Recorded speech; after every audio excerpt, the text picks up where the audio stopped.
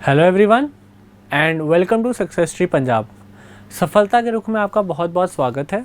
और आज मैं आपसे डिस्कस करने जा रहा हूँ इकॉनमी के लिए आपके कोऑपरेटिव इंस्पेक्टर के मोस्ट एक्सपेक्टेड क्वेश्चन। पार्ट 1 हमने ऑलरेडी डिस्कस कर लिया है, ठीक है जी। पार्ट 2 आज मैं आपसे डिस्कस करने जा रहा हूँ।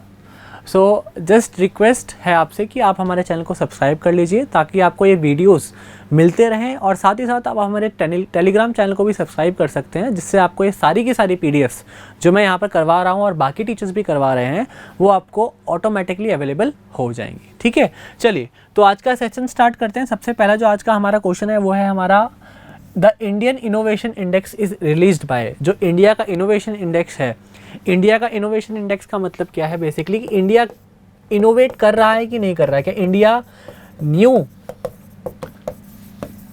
टेक्नोलॉजी में अपग्रेड कर रहा है कि नहीं कर रहा है, या फिर उसको इनोवेट करने की कोशिश कर रहा है कि नहीं कर रहा। तो उसका एक इंडेक्स है जो कि दिया जाता है एक प्रोमिनेंट ऑर्गेनाइजेशन के द्वारा। तो वो कौन सी ऑर्गेनाइजेशन है जो ये पर्टिकुलर इंडेक्स को देती है?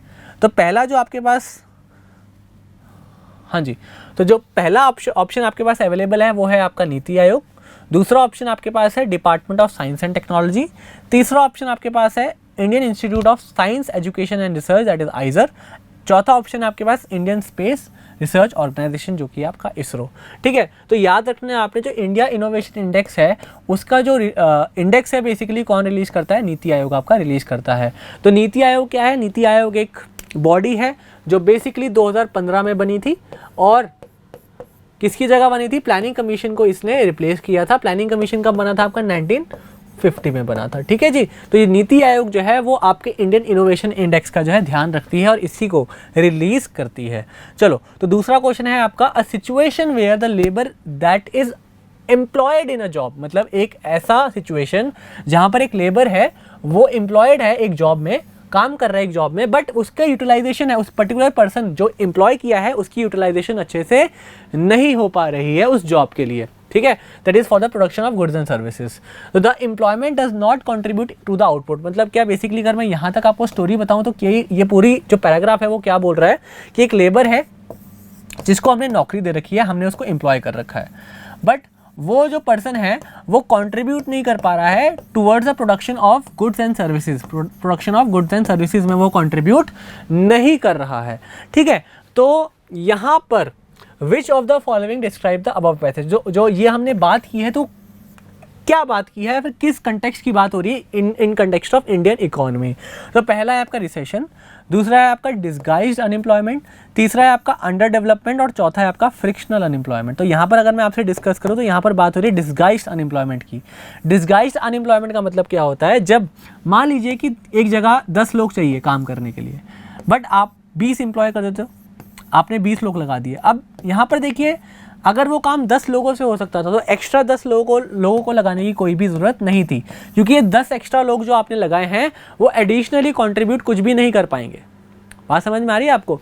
इसी को हम क्या बोलते हैं? डिस्गाइज्ड अनएम्प्लॉयमेंट बोलते हैं। और भी कई तरीके की अनएम्प्लॉयमेंट होती है, तो आपका फिलहाल के लिए आंसर क्या हो जाएगा? आपका डिस्गाइज्ड अनएम्प्लॉयमेंट। और भी तरीके की जो अनएम्प्लॉयमेंट है वो मैं आपसे डिस्कस करने जा रहा हूँ। एक तो होगी आपकी डिस्गाइज्ड अनएम्प्लॉयमेंट, दूसरा है आपका सीजनल अनएम्प्लॉयमेंट, ठीक है जी। तो सीजनल अनएम्प्लॉयमेंट का मतलब क्या होता है? बेसिकली मान लीजिए एक सीज़न कोई लेबर है वो काम करता है 6 महीने, और वो 6 महीने वो काम नहीं कर पाता। तो 6 महीने जिस पीरियड में वो काम नहीं कर रहा उसको हम क्या बोलेंगे? सीजनली अनएम्प्लॉयड है। मतलब आधे साल वो काम करता है और आधे साल वो काम नहीं करता। तीसरा स्ट्रक्चरल अनएम्प्लॉयमेंट। मान लो कोई बेसिकली कोई नई स्किल चाहिए, एम्प्लॉयर जो है वो नई स्किल डिमांड करता है, जो काम देने वाला है वो बोलता है कि मेरे को ये स्किल चाहिए, बट मान लीजिए कि वो लेबर के पास वो स्किल नहीं है, तो बेसिकली वो उसकी वजह से जो अनएम्प्लॉयमेंट जनरेट होती है उसको हम बोलते हैं स्ट्रक्चरल अनएम्प्लॉयमेंट, ठीक है। देन साइक्लिकल अनएम्प्लॉयमेंट, मतलब क्या? जो इकोनॉमिक में चेंजेस आते हैं, रिसेशन, डिप्रेशन, ठीक है, तो इन सब चीज़ों की वजह से जो है आपका जो अनएम्प्लॉयमेंट जनरेट होती है। जैसे मैं एक छोटा सा एग्जांपल लूँगा आपसे कोविड का। तो कोविड के टाइम क्या हुआ था बेसिकली, क्योंकि डिमांड बहुत कम हो गई थी, मतलब रिसेशन वाला पीरियड एक तरह से आ गया था, तो होटल इंडस्ट्रीज़ वाले लोग जो हैं वो बहुत ज़्यादा अनएम्प्लॉयड हुए थे, बिकॉज वहाँ पर कोई भी डिमांड नहीं थी, वहाँ पर बहुत ज़्यादा रिसेशन आ गया था, क्योंकि इकोनॉमी की जो साइकिल है वो चेंज हो गई थी, राइट। चलिए, तो इस टाइप की अनएम्प्लॉयमेंट को हम क्या बोलते हैं? Cyclical unemployment. फिर आती है आपकी टेक्नोलॉजिकल अनएम्प्लॉयमेंट। ये तो बहुत सिंपल है, अगर कोई टेक्नोलॉजी में चेंज आ गया, ठीक है, टेक्नोलॉजी में चेंज आ गया मतलब क्या? मान लीजिए पहले 100 लोग काम कर रहे थे एक जगह, अब वो 100 लोग का काम एक मशीन कर रही है, तो ऑब्वियसली ये 100 के 100 लोग क्या हो जाएंगे, अनएम्प्लॉयड हो जाएंगे। तो इसको हम बोलेंगे टेक्नोलॉजिकल अनएम्प्लॉयमेंट। ठीक है। फ्रिक्शनल अनएम्प्लॉयमेंट क्या होती है, जैसे मान लीजिए आप कोई जॉब कर रहे थे, फिर आपने ये जॉब छोड़ दी, इस जॉब छोड़ने से के पीरियड से जब तक आप नई जॉब ज्वाइन नहीं कर लेते, इस पीरियड को हम क्या बोलते हैं, फ्रिक्शनल अनएम्प्लॉयमेंट बोलते हैं। और लास्ट है आपका वल्नरेबल अनएम्प्लॉयमेंट। ठीक है।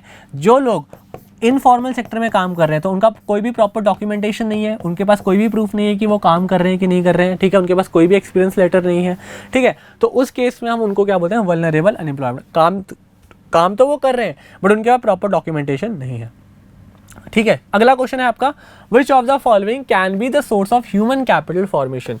मतलब ह्यूमन कैपिटल, ह्यूमन को बढ़ावा, ह्यूमन की जो कैपिटल है उसको बढ़ावा देने के लिए, मतलब ह्यूमन को बेसिकली कैपिटलाइज करने के लिए, ठीक है, तो उसके फॉर्मेशन के लिए कौन कौन सी बातें यहाँ पर की गई हैं। सबसे पहला हो गया आपका इन्वेस्टमेंट इन एजुकेशन हो रही है, माइग्रेशन हो रहा है, इन्वेस्टमेंट इन हेल्थ हो रही है, जॉब ट्रेनिंग हो रही है। इन चारों में से कौन सा जो एक तरह से सोर्स है जो ह्यूमन कैपिटल फॉर्मेशन को, ह्यूमन कैपिटल को बढ़ावा दे रहा है। तो ऑब्वियसली एजुकेशन पे अगर आप इन्वेस्ट करोगे तो ह्यूमन लिटरेट बनेगा, वो अच्छे से काम कर पाएगा।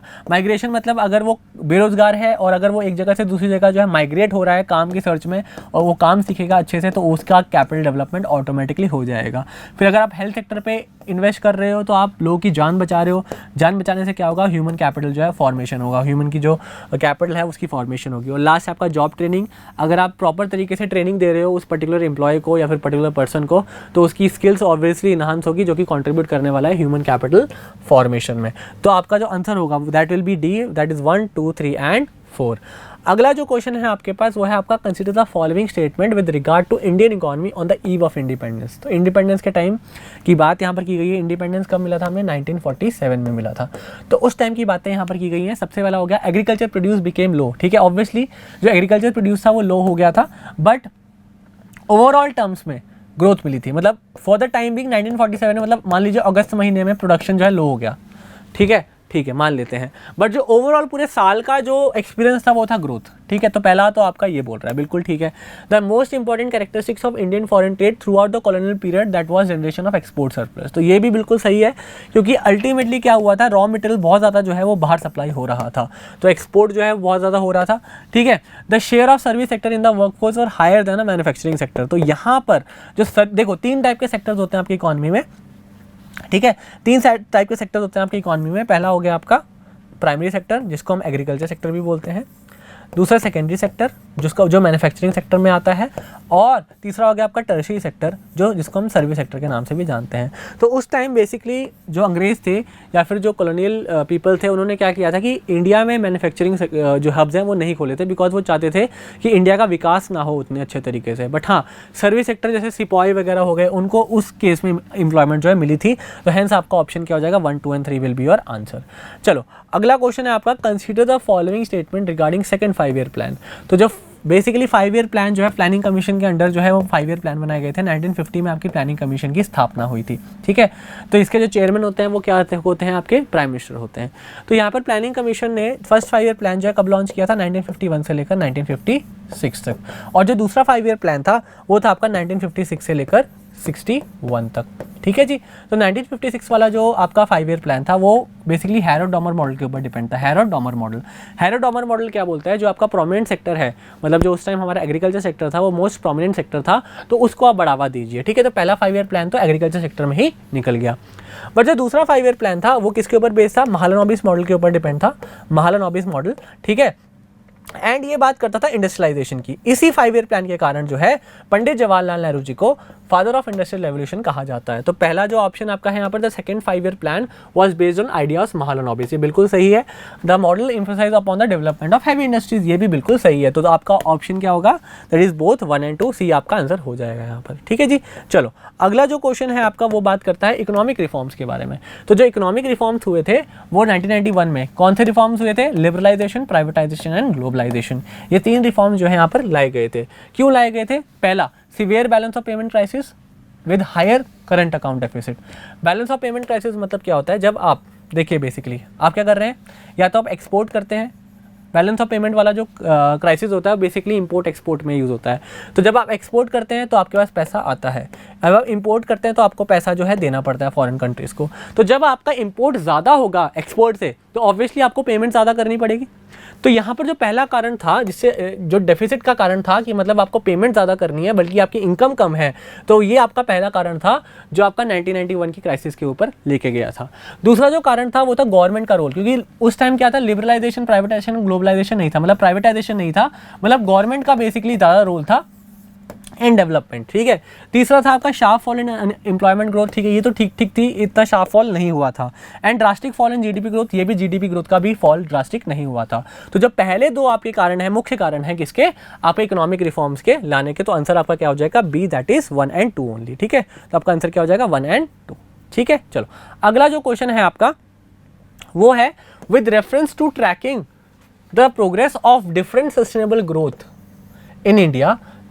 टोटल मैं आपको बताता हूँ 17 सस्टेनेबल डेवलपमेंट ग्रोथ प्लान्स है in India, consider the following statement. ठीक है, तो पहला ऑप्शन आपका NITI Aayog has created single measurable index. ठीक है, for sustainable development growth for all states and UTs. मतलब क्या, हर एक सस्टेनेबल ग्रोथ मतलब 1, 2, 3, 4 जितने भी गोल्स हैं उनके लिए हर एक स्टेट्स एंड यूटीज के लिए एक एक कॉमन इंडेक्स बनाया गया है। ठीक है, तो बिल्कुल ठीक है कि ऐसा नहीं है कि पहले ग्रोथ प्लान के लिए पंजाब के लिए अलग इंडेक्स है, हरियाणा के लिए अलग इंडेक्स है, हिमाचल के लिए अलग इंडेक्स है। मतलब अगर पहले ग्रोथ प्लान के लिए या फिर पहले डेवलपमेंट गोल के लिए, ठीक है, जो इंडेक्स होगा सारे स्टेट्स के लिए सेम होगा, दूसरे के लिए भी सब सारे स्टेट्स के लिए सेम होगा, मतलब सबके लिए अलग अलग जो इंडेक्स बनाए गए हैं। ठीक है, दूसरा आपका है the index tracks the progress with respect to all 17 ना, हर एक इंडेक्स का लगभग अलग जो है वो आपका सस्टेनेबल डेवलपमेंट गोल का इंडेक्स है। तो आपका जो ऑप्शन नंबर 1 है वो तो ठीक है, बट आपका जो ऑप्शन नंबर 2 है वो गलत है। तो आपका आंसर क्या होगा, 1 ओनली। ठीक है, तो आपका आंसर क्या होगा, A, that is 1 only. Statement 1 is correct. अगला जो क्वेश्चन है आपका, which of the following reforms constituted in economic reforms programme introduce in India. तो पहला आपका इंडस्ट्रियल सेक्टर रिफॉर्म्स, बिल्कुल ये हुए थे। ठीक है, लाइसेंसिंग राज वगैरह वो सब, कोटा सिस्टम वगैरह वो सब ठीक किया गया था। पब्लिक सेक्टर रिफॉर्म जहाँ पर आपका प्राइवेटाइजेशन की बात की गई थी, बिल्कुल ठीक है। बैंकिंग सेक्टर रिफॉर्म जहाँ पर आपकी नेशनलाइजेशन और फॉरेन और प्राइवेट बैंक का पार्टिसिपेशन जो है वो भी लाया गया था। और external sector reforms obviously import जो क्लोज्ड इकॉनमी से ओपन इकॉनमी जो इंडिया को बनाया गया था। तो यहाँ पर सारी की सारी बातें जो हैं 1, 2, 3 and 4 जो है सारी की सारी बातें किसकी तरफ इशारा दे रही हैं, आपके इकोनॉमिक रिफॉर्म्स ऑफ 1991 की तरफ ही इशारा दे रही हैं। अगला क्वेश्चन है आपका, which of the following are the characteristics of capitalistic economy. देखिए बेसिकली 3 टाइप की इकॉनमी होती है।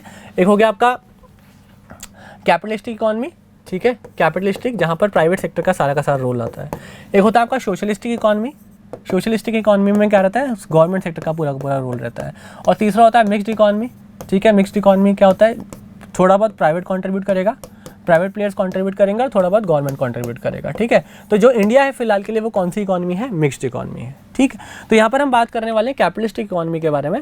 तो कैपिटलिस्ट इकॉनमी के लिए कौन कौन सी बातें यहाँ पर की गई हैं, that there is a private ownership, बिल्कुल ठीक है। ये production takes place for selling the output in the market, बिल्कुल जो कैपिटल मार्केट है वहाँ पर जो है आपका सारा का सारा सेलिंग या परचेज होता है। एंड जो लेबर है, लेबर सर्विसेज डिपेंड करती है डिमांड एंड सप्लाई पे, मतलब जब ज़्यादा डिमांड होगा तो लेबर की डिमांड भी ज़्यादा होगी, उनकी परचेज ज़्यादा होगी। ठीक है, और जब डिमांड कम होगी तो उनकी जो परचेज है वो भी क्या होगी, कम होगी। तो आंसर आपका क्या हो जाएगा 1, 2 and 3, तो तीनों की तीनों स्टेटमेंट जो है वो बिल्कुल सही है।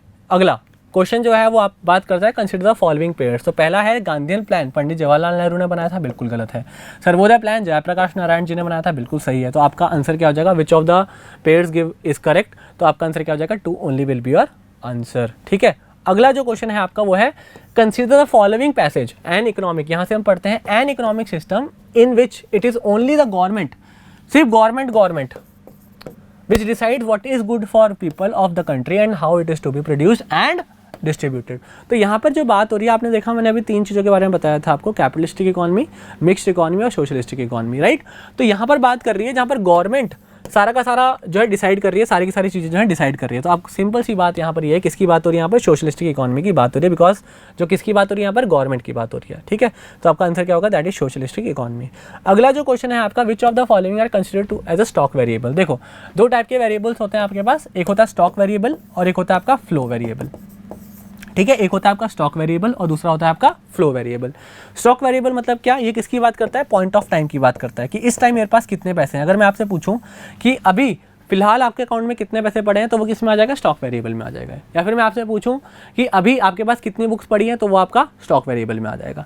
अगर मैं बात करूं आपसे कि 1 मार्च से लेकर अभी तक, ठीक है, आज तक आपके पास कितने पैसे आए, कितने पैसे गए, आने जाने की बात कर रहा है, मतलब फ्लो की बात कर रहा है, ठीक है जी। तो किसकी बात करता है, फ्लो वेरिएबल की बात करता है, ठीक है जी। तो यहाँ पर कौन कौन सी बातें आपकी स्टॉक वेरिएबल की बात करते हैं, इन्वेंट्री, बिल्कुल ठीक है। जो स्टॉक होता है वो आपका, इन्वेंट्री का मतलब होता है स्टॉक की, मतलब मेरे पास इतनी इन्वेंट्री पड़ी, जैसे मान लो कि मेरे पास अभी फिलहाल 1 बॉटल की इन्वेंट्री पड़ी है, ठीक है, 1 बॉटल की इन्वेंट्री पड़ी है। फिर मैं बोलूँ कि मेरे पास एक ग्लास जो है उसकी इन्वेंट्री पड़ी है, ठीक है। तो यहाँ पर ये बात करता है स्टॉक कितना पड़ा है आपके पास, ये बिल्कुल स्टॉक वेरिएबल की बात करता है।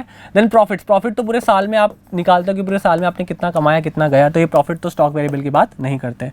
इक्विटी शेयर होल्डिंग, हाँ बिल्कुल, कि आज के टाइम में आपके पास कितने कंपनी के शेयर्स हैं, तो वो बात करते हैं इक्विटी शेयर होल्डिंग की। और लेबर फोर्स, मतलब आज के टाइम में कितने लोग आपके पास काम करने के लिए अवेलेबल है।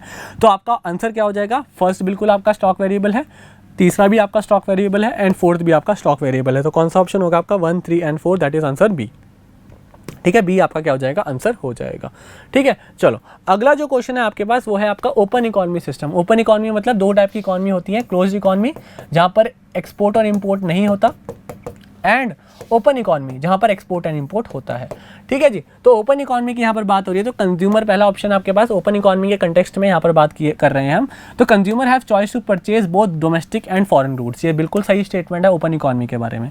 इन्वेस्टर्स जो है वो डोमेस्टिक एंड फॉरेन एसेट्स दोनों में जो है ट्रेड कर सकते हैं या फिर इन्वेस्ट कर सकते हैं। और firms can choose where to locate production and workers to choose where to work, obviously, ठीक है। तो यहाँ पर अगर मैं आपसे बात करूं तो तीनों की तीनों जो बातें हैं वो बात किसी कर रही हैं, आपकी ओपन इकोनॉमी की बात कर रही हैं, जहां पर कोई भी बंदा चूज कर सकता है मेरे को कहां काम करना है। चलो अगला जो क्वेश्चन है वो बात करता है which of the following statement is or are correct about the new economic policy of 1991। जो 1991 में न्यू इकोनॉमिक पॉलिसी आई थी, लिबरलाइजेशन, प्राइवेटाइजेशन, ग्लोबलाइजेशन, उसी कंटेक्स्ट के बारे में हम बात करेंगे।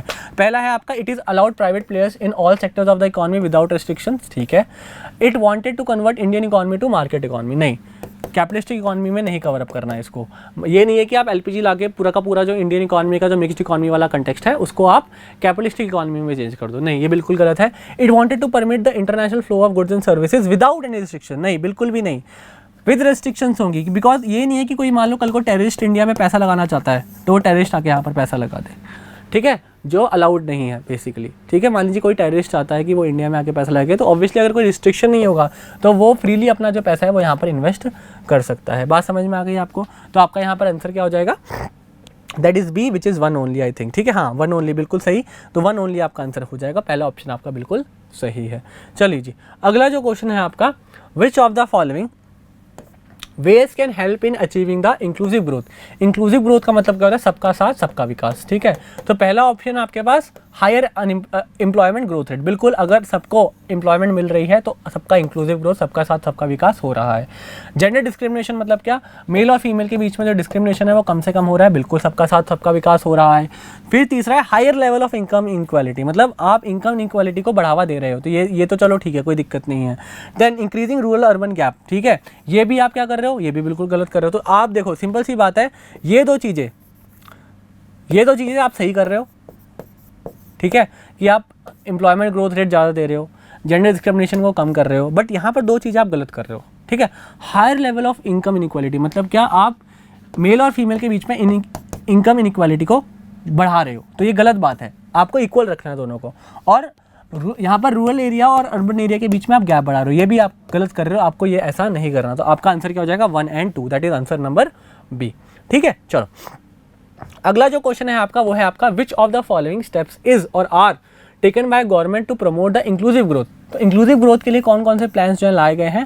सबसे पहला अगर लॉन्च ऑफ प्रधानमंत्री जनधन योजना, बिल्कुल सही है। लॉन्च ऑफ पेमेंट बैंक, बिल्कुल सही है। Launching of Ayushman Bharat. तो यहाँ पर आपके सारे के सारे option, that is answer D will be your correct answer.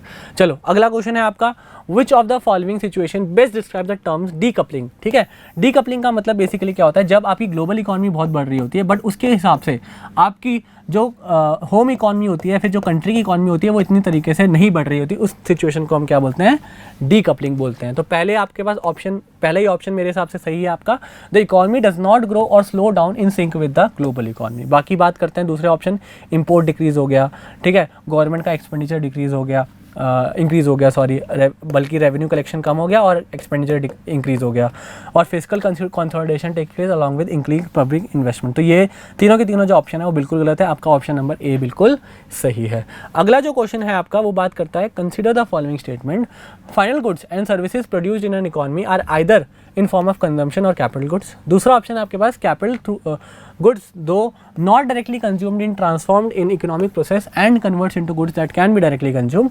तीसरा ऑप्शन आपके पास, consumption goods are categorized into durable and non durable goods। देखो बेसिकली आपके पास दो टाइप के गुड्स होते हैं, कंज्यूमर गुड्स जो कंज्यूमर डायरेक्टली कंज्यूम कर लेते हैं, ठीक है, दूसरे होते हैं कैपिटल गुड्स। कैपिटल गुड्स कौन से गुड्स होते हैं, जो डायरेक्टली कंज्यूमर कंज्यूम नहीं करते, ठीक है, वो इंडस्ट्रीज कंज्यूम करती हैं। इंडस्ट्रीज मतलब जो कंपनीज जो हैं वो अपने लिए यूज़ करती हैं और उससे सामान बना के कंज्यूमर के लिए, कंज्यूमर को बेचती है। से सपोज अगर मैं बना रहा हूँ ए, मेरी एक कंपनी है ए, मैं एक मशीन बना रहा हूँ जिससे टाटा जो है वो कार बना सकता है, ठीक है, मैं एक ऐसी मशीन बनाता हूँ जो जिससे टाटा कार बना सकता है, ठीक है, रोबोटिक मशीन्स बना रहा हूँ मैं। तो यहाँ पर जो है ये रोबोटिक मशीन्स डायरेक्टली कंज्यूमर तो कंज्यूम करेगा नहीं, बिकॉज उसको थोड़ा ना कार बनानी है। तो ऐसे गुड्स को हम बोलते हैं जो इंडस्ट्रीज कंज्यूम करती हैं, उनको हम बोलते हैं कैपिटल गुड्स। ये डायरेक्टली कंज्यूमर कंज्यूम नहीं कर सकता, ठीक है जी। तो यहाँ पर दोबारा एक बार पढ़ लेते हैं, फाइनल गुड्स कौन से होते हैं, and services produced in economy, ठीक है, वो कंजम्पशन के लिए यूज होते हैं। कंजम्पशन मतलब क्या है, फाइनल गुड्स कौन से गुड्स हो गए आपके, ब्रेड, बटर, कार, ये सारे के सारे जो कंज्यूमर है वो कंज्यूम कर लेता है, ठीक है जी, बात समझ में आ गई। दूसरा आपके जो फाइनल गुड्स एंड सर्विसेज हैं वो एज ए कैपिटल गुड्स भी यूज हो सकते हैं, बिकॉज अल्टीमेटली मेरा जो फिनिश गुड्स होगा, मेरा जो फाइनल गुड्स होगा वो टाटा के लिए क्या बनेगा, आपका कंजम्पशन के लिए यूज होगा, राइट, यस और नो, ठीक है। दूसरा, कैपिटल गुड्स दो do not directly consumed, it transform into economic process. मतलब क्या, जो कैपिटल गुड्स होंगे वो कंज्यूम तो नहीं होते डायरेक्टली, बट उनको हम ऐसे ट्रांसफॉर्म कर सकते हैं ताकि जो कंज्यूमर है वो कंज्यूम कर ले। नहीं, ऐसा बिल्कुल भी नहीं होता। अभी मैं मशीन का थोड़ा ना ऐसा ट्रांसफॉर्म कर दूंगा डायरेक्टली कंज्यूमर ही कंज्यूम कर रहा है, नहीं, ऐसा नहीं होगा। तीसरा है आपका कंजम्पशन गुड्स।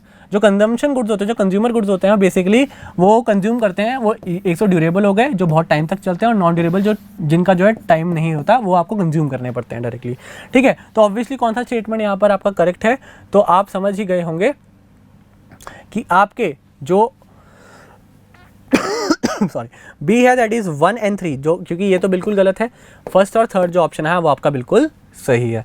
चलो अगला जो क्वेश्चन है आपका वो है आपका, which of the following is part of producer subsidy. Producer subsidy मतलब क्या, अगर कोई मैन्युफैक्चरर कुछ प्रोड्यूस कर रहा है तो गवर्नमेंट उसको बढ़ावा देने के लिए क्या देती है, सब्सिडी देती है, ठीक है।